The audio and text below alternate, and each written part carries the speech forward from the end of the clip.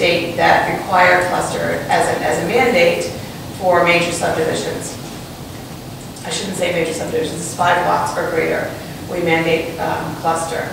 And major subdivision is 6 lots and over, correct? I always get that confused. And so I would say that we were fairly forward-thinking when we adopted that to begin with.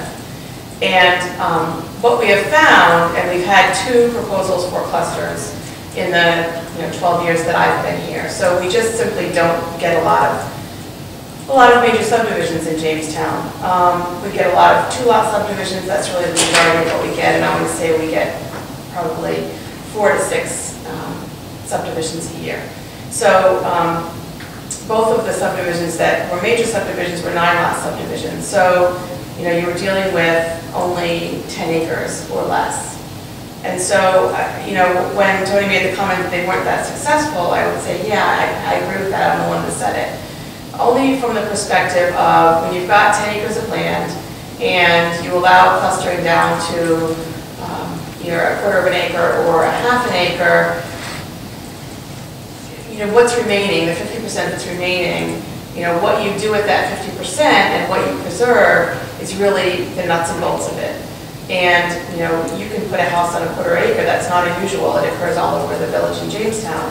But the design of that subdivision and what you're preserving is really what makes it significant.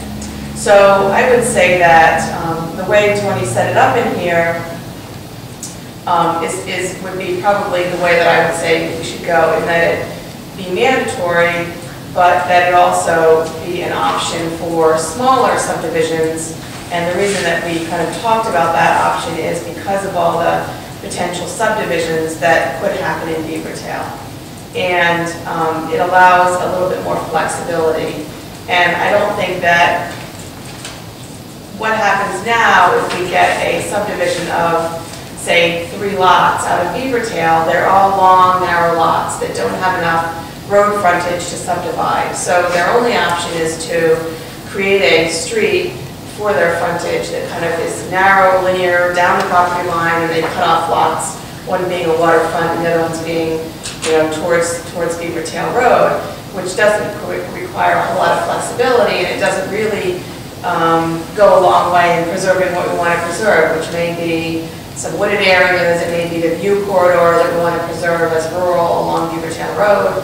So it allows a little more flexibility, because I think that the thought that, well, if we require people to put in a 20-foot road, they're not going to do it, so therefore they won't subdivide, is simply not accurate. In that our provision for allowing private streets allows for a bit of a convoluted way for them to develop these properties anyway, but still without much flexibility or without much creativity. So that was kind of the thought behind putting it in there, that we allow it on minor subdivisions as well, but at the option of the developer. So we should probably start off with zoning ordinance. I think probably the best way to do this would be, I'm sorry, Tony. Can I ask you to clarify for all of us process? Yes. As I understand it, if we make changes to the comprehensive plan, or if we say that we should be making changes to the comprehensive plan as indicated here, we need to have a public hearing in this group, and we need to have a public hearing in the council in order to process those changes. That's correct. Each one of these documents that we're proposing to amend has a different process for approval and adoption.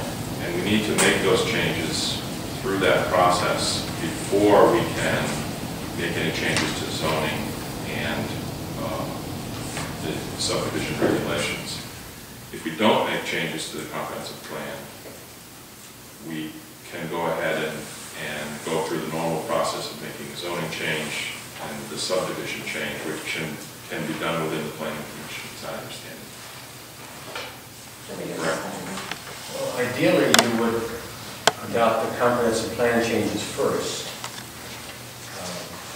Well, I understand that that would be the process. I just want to clarify that the process is comprehensive plan dependent in terms of moving the changes that you've suggested, just from a sort of legislative standpoint? Yes and no. The zoning is, by law, is supposed to follow the comprehensive plan.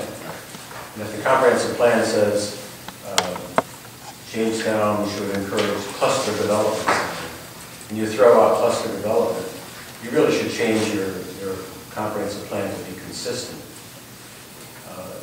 The timing is not critical. You could move ahead with the zoning and subdivision with the understanding that you're updating your comprehensive plan, for your 5-year update, and do it at that time. But like I said, ideally you would do the comp plan first and then zoning and subdivision. And they can be done concurrently or within the same month. But the procedure is really up to you. It doesn't have to be in that order, comp plan, zoning, subdivision, as long as there's a good reason not to do it that way. Lisa, is there a reason why you want to go the other way around? I mean, I kind of agree with Tony. I'd like to see us address the changes of comp plan first. Well, that's the normal procedure. I mean, like you said, your development regulations, being the subdivision regulations and zoning, should be consistent with the comprehensive plan. So that's the normal procedure, is to update your, is to have something in the comp plan suggested. Because if you adopt your subdivision and your zoning, I mean, as you can see, our comprehensive plan is very, very strong on conservation, on land conservation, on all the things that we're trying to do here. So, I mean, I talked to Tony about that today, in that, if we wanted to move ahead with the subdivision and the zoning changes, would our comp plan, as it's drafted today, support that without any change? And I think, well, the answer was that we'd be safer with making the changes to the comprehensive plan.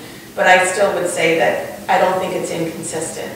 I mean, there's no language in the state law that talks about conservation development. It still talks about cluster. So I think it's recognized at the state level that the two are similar. Would we be much safer if we updated the comprehensive plan with all the appropriate language?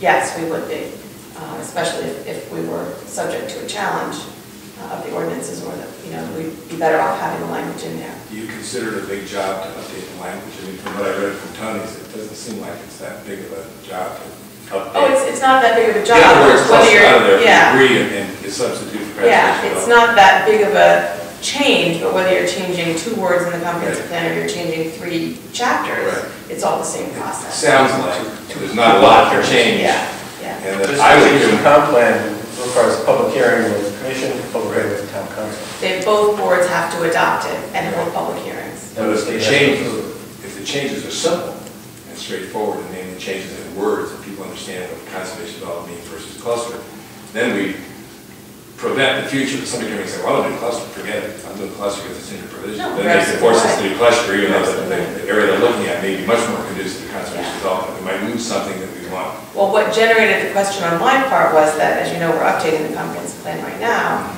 And so if this is something, and this is a conversation that I think both boards have to have, if this is something that we want to move forward with immediately, then we're updating the comprehensive plan twice, which is perfectly legal. It's not illegal to do that. We can amend it up to 4 times per year. But it's just, again, it's an expensive process, and it's a process. So, I think those are all things that we need to think about. So if you see it as the safe thing to do, which you're suggesting, then I certainly would defer to the 2 of you. Then it's simply a time, do we do it now or do we do it a year from now? I don't know what your time frame is for comp plan and zoning. It's not going to be done in the next 6 months. No, I'll tell you that. I know that doesn't happen that quick, but I don't know what your time plan is for those 3 issues. Well, comprehensive plan they're working on right now. Yeah, and I would say my goal is to get it completely completed. But we're in a good position if there's not a lot of blood and pressure right now. And we've got a little bit of breather room, and also what's left is a critical part we need to worry about. But I certainly defer to the 2 of them as a little bit. So as I'm hearing this, then we could recommend the one possible outcome tonight would be to recommend the zoning changes